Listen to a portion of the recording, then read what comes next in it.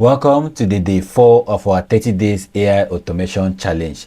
Now, today we are going to continue building from the day 3. You can see that this is what we're trying to build from the day 3, right? So today I'm just going to finish the setup so that you see how it's been done. Now, most of you have been complaining that you are using your phone, you can't use localhost. We only run the n8n locally so that we can be able to use it beyond the 40 days trial, right? So you can actually use it directly from the cloud, that is from the website. Remember in day 1, I think day 2 rather, I also taught you how to register it directly from the website, and this was the account I registered. So we are going to be using this one for now, especially for those of you who can run it locally because you don't have a laptop and all of that. So you can know that you can use the one from the website, that is the cloud own, and you can still use the one on the local. I'm using the both. So today, for the purpose of those who are using phone and every other person, I'm going to be using the one on the cloud. Is that okay? So that's to show you that you can use this one. It's just that after the 14 days you won't be able to use it. Now in our last class we actually talked about how to start building an automation, and you can see that this is the form. We actually built the form. This is what we did in the last class, this one, but I want to do it here. So I already built the form. All you have to do is create the form as well, but let me click it. This is what we did in the last class. We filled the salary form, that is the form, the salary title, the form title is salary form, and then we added a label, first name, and then the element type is text, the second label is last name, the third one is label, and here was not a text again, it is an email. Is that okay? Then the next one is, sorry, an email, all right, not text. Then the next one was salary range, and that is the drop down where we would put drop down and put all of this. If you pass through that third class, you should be able to understand what is here. So this is what we built in the last class, and today we're going to continue building it. Now to build it, let me click on here, let me click it. To build it, we want to have add another node. Remember, we want to say those who fill this form, the whole information should be moved to our Google Sheet. Then from Google Sheet, we'll now maybe select those who will send email. So everything is step by step. So today, let's add a Google Sheet. So we already done it from the first class actually, but let me see, try it here again. So here I click on node, and here I will now put Google Sheet. All right, so if I click on Google Sheet and you can come here, you can see append or update row. Append or update row. That is, the more people fill that form, all right, the more the form, the Google Sheet is being updated with those people's information, all right, and the information I filled before, you can see it here and all of that. All right, so now you can see that here, when we're building it from here, we could not find this sign up because of setting up API keys and all of that. Don't worry, when we proceed, we will do that. But when you are running it from cloud, you can see that we have the sign in with Google. So all you have to do is just click on sign in with Google, and then sign in with any Google account of yours. So me, I will sign in with this first one because this is the one that I usually use with my information on Google Sheets. All right, so I click on OK. And let's see. So it's connected successfully, and you can see that the API keys is now here. So if I click on here, you can see that we have this sheet with document. Or what you can do is that you can set up a new credential and you can set all this in here. But don't worry about all of this, we're going to do it as we continue. So let me close it, and we already have this, and the operation is append or update row. Is that okay? Now what is the document and all of this? Before we fill all of this, I want you to go to your Google Sheet and fill in this information. I already created a Google Sheet, and the name of the Google Sheet is Dennis n8n test, and I filled in the first name, the last name, the email, the salary, and the message. This information are the exact information that I actually use in creating the form that we have here. Is that okay? The form that we have here, all the details you have here should be the details. Let me double click it. All the things you use in creating this form should be the details you use in creating this Excel sheet, because it's very important. If you omit anyone, you might not actually match all of them, because we want to do what we call mapping, so that we can't be able, we shouldn't be able to be doing this all the time. Once we just do it once, you should be able to do the task on its own. Is that okay? So if you miss anyone, you might not actually miss, you might not actually get it right. So I'll fill first name, last name, email, salary, and this message. Now let's return here.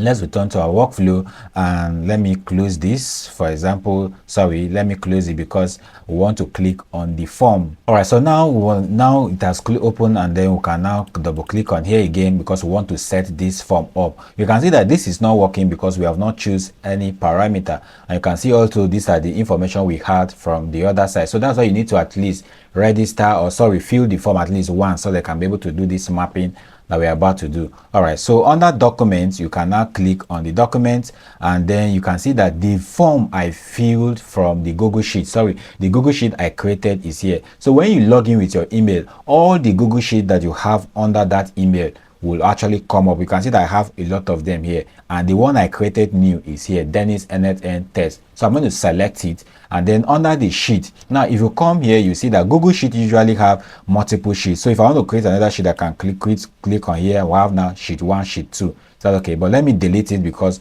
we don't need it. So we only have sheet 1. So this is this one here. So if you come to your n8n and you can click on sheet, you can see that we only have sheet 1. Assuming I have sheet 1 too, we'll have it here. So we select the particular sheet where all those information are, and if we scroll down, you can see that it has pulled out everything, that the column that is in that Google Sheet for us to do the mapping. All right, so this is it here, and all we have to do now is to now do mapping. What is mapping? Mapping is, we want to map in the first name, the last name, the email, the salary, to match everything here, so that once somebody fill in his first name, the system already knows that they will copy the first name from there to that place, from there to that. Don't worry, we'll practice it, right? So let's do the mapping. So here is the first name. So just click on here, hold it, and put it inside of here. You can see you just map some data, and then click on outside is here. Now let's map the last name again. Click on here and then put it in. All right, you can see it has been mapped, and then from here we can now click on email and then map it here. Is that okay? It has been mapped, and then the salary range as well can be clicked here and mapped here. All right, so let's go down. The message is the last one. Let me click on it and map it. So you can see that if you don't fill in all these things on the Google Sheet, you can't be able to do this mapping. Is that okay? So you can see that this is what it is here, and the next thing for us to do is just to execute it so that it can be able to see this data on our Google Sheet. So let me click on execute, and let's see. Okay, say columns matching column is required for the append or update row operation. So it means that there's something we did not do correct, and that thing is the unify identity. Is that okay? The Google form, the n8n need a unify identity, an identity unifier. Is that okay? Something that can unify all of them. So let's come back here and see here under this thing here we have this. Let's scroll down. It's a mapping column. Let's say column to match on. You can see this column to match on here. Let's click on it and choose email. That is, many people can fill the form. Let's say my name is Dennis Onigian. Another person might be bearing Dennis Onigian who fills the form. But what should distinguish us, what should differentiate us, it could be our email. Is that okay? That's why we are choosing email to be our identity unifier. So once we have choose email for the column to match, we'll now click on execute again. So if we do it correctly, you should be able to see this data here. Of course, you can see that we now have the data on the output. Now, it is expected that this data that is here should be able to reflect on the Google Sheet. Is that okay? You can see that we now have Dennis Onigian, FM the Dennis, and all this information are now here. So you can just rearrange it if you want. You rearrange it if you want. So the more people filled, the more this thing now becomes to fill your this thing. Is that okay? So let's go back, and you can see that we are done with this. Just ensure that you practice this. All right, so now let's close this, and then we can come here. You can see that everything here is working, is not having too good. So if I want to actually execute and maybe fill another form, I can just click on execute, and I can just fill another form here. So let me just fill express tech, express, maybe to be the name, and then here it could be tech. All right, and then here it could be another name. So let me just choose this email, and then here is let me choose 900k, and here is thank you. All right, so we are just trying to fill in another form to see if it will actually appear in our Google Sheet. Is that okay? So you can see it here, and let's close the form, and then let's come back to here, and you can see that we now have another one written here. So that's how to keep doing it. So once somebody fills that form, you will actually be getting it because it's automatically connected. You don't even have to do anything again. Is that okay? So that is that for this, and then I think we will now move into, let's come back here. So you can see that here, see this information here, we have executed these two. So let's say the next thing is, after we have collected the form, the information on our data sheet or Google Sheet, it should send an email. So all you have to do is click on here, and then you can put Gmail, and then from Gmail you click on here, and then let's say you want to send them an email. All right, you can now click on send message, and then you still go through the process of configuring it and all of that. So that is how to build automation. That's how to build a workflow that works even without your presence. Is that okay? So that is that. So for now, I think we are done with this, and in the next course we are going to continue with it. But then at the second aspect of this class, of the day 4 class, is I want to teach you what is JSON and the 5 types of JSON. So let me come back to where I have it here presently, and let me explain. Now, I showed you from the day 3 that we are going to tell you what JSON is. All right, let me show, before that, let me show you JSON here, and sorry, let me show you what JSON here. So if I click on this information, this form, for example, sorry, I click on it, let me click on this, you can see this information we have JSON here. So this is very, very important for us, so I want to explain to you what is all about. JSON, expression, all those things are things that we'll explain in this course. So what is JSON? JSON means JavaScript object notation. So it's a simple way to store and send data between different apps. So the fact that we have this node here, in the information that is being sent, sorry, let me close this and show you what I want to show you.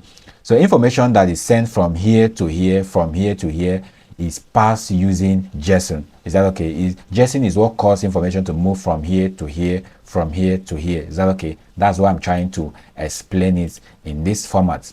All right, so let's say, for example, you can see that we have Google Form here, and then from Google Form, the information from here is being transcribed this format I've just showed you, and from here is transcribed to Google Sheet, just the way you've seen, and then from Google Sheet, it transcribed to sending an email directly to this person. So this process of moving information from here to here, from here to here, is what we call JSON. Is that okay? So JSON is a lightweight data format that is easy for humans to read and easy for machines to understand. Is that okay? So you can see the workflow. So for another example is from form to maybe n8n to Google Sheet to this and all of that. So that's what JSON is all about. So you can see another clear information from the form trigger to this, to this, to this. Just take your time to look at this form, and you can see that it explains everything. So what happens here is that for this one, you submit the form, n8n receive the data as JSON. The n8n receive the data as JSON,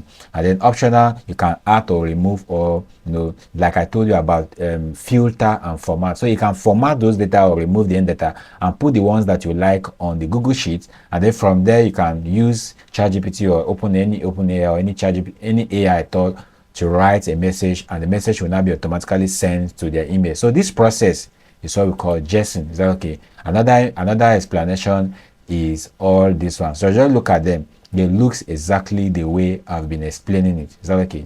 So key takeaways from JSON. JSON breaks down data into small usable field for the n8n or any automation tool, like for example Zapier, to understand. Is that okay? And the n8n maps field and moves data automatically using that JSON. Now let's talk about the 5 types of data, and we're going to be done for this particular class of day 4. Now under the 5 types of class, number 1, we have string.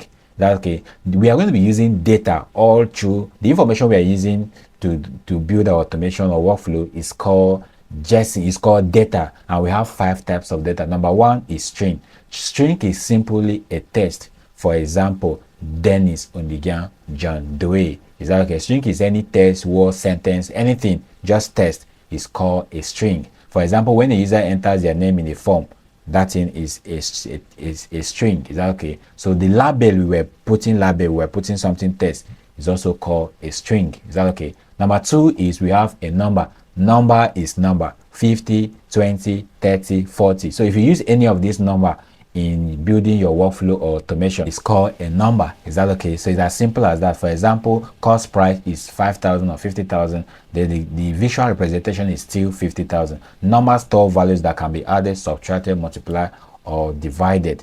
Now, number 3 types of data is we have Boolean. So Boolean is maybe you are choosing something, a yes or a no. Is that okay? A Boolean can only have 2 values, only yes or no, or true or false. Is that okay? So when you are maybe filling a form or doing anything that requires true or false, yes or no, is called a Boolean. So real life example, if for example you put a cost purchase, true, purchased, false, not purchased. Is that okay? So you can understand that this is very clear.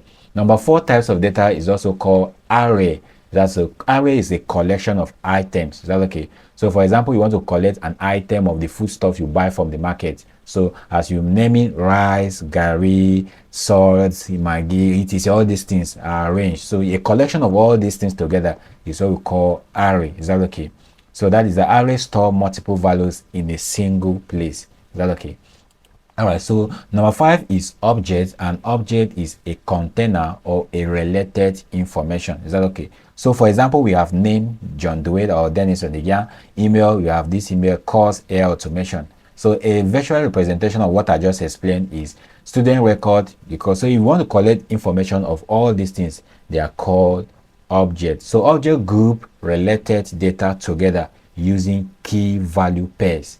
Is that okay? So that is that. And lastly, for you to memorize or to understand what I've just said about the 5 types of data, you have to understand that string is text, number is count, Boolean is decision, of course you should know true or false, and then array is collection of data, object is the container of information of data. Now we are done with the day 4 class, and now we are not talking about assignments. Remember, your assignment still remains that number 1, practice everything I've just done today, and then from the what is JSON and types of data, write down your takeaway from the whole of today's class and put it in the comment section. Ensure that you're always talking with 1 or 2 people in the comment section. Then number 3 is please post what you have learned on social media and say this is what I have learned for day 4 in my AI automation challenge. By the time you are done, must have end up encouraging somebody, and you must have end up even attracting people who will ask you to maybe build for them when you are done with this course. Is that okay? So thank you so much. I will see you in the next class. Please kindly help me subscribe to the channel. I would like you to do that for me. Thank you.